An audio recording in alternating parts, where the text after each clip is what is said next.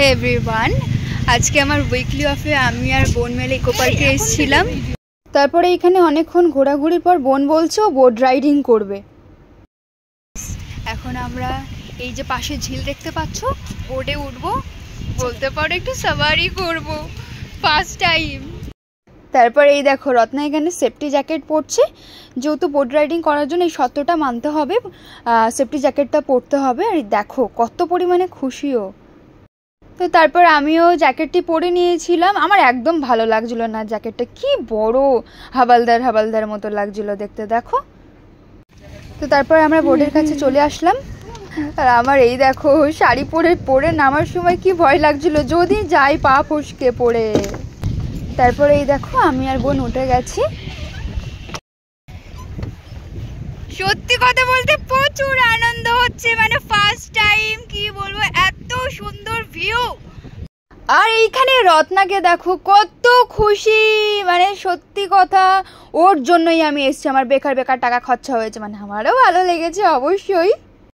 সত্যি কথা বলতে যখন ঠিক আমরা মিডল পজিশনে পৌঁছাই, এত সুন্দর অনুভূতি হচ্ছিল, মানে এতটাই আনন্দ হচ্ছিল।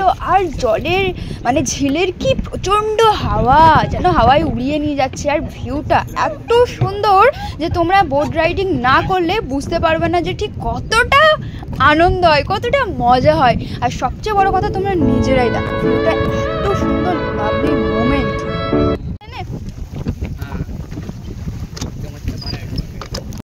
আমরা যখন গেছিলাম তখন বলতে পারো যে প্রায় সন্ধে অবস্থায়, মানে ওই সন্ধ্যাবেলায় গেছিলাম, তো ওই কারণে ভিউটা আরও প্রচণ্ড পরিমাণে সুন্দর এসছে দেখতে। মানে তখন বলতে পারো যে হাওয়ার গতিবেগ আরও প্রচুর পরিমাণে বেড়ে গেছিলো।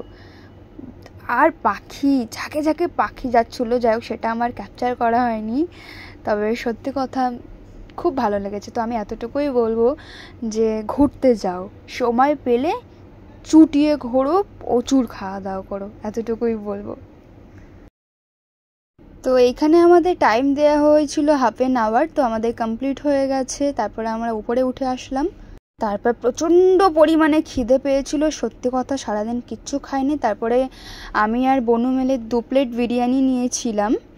প্রথমে 1 প্লেট নিয়েছিলাম, তারপরে আবারও লাস্টে 1 প্লেট নিয়েছিলাম, প্রচণ্ড জোরে খিদে পেয়েছিল।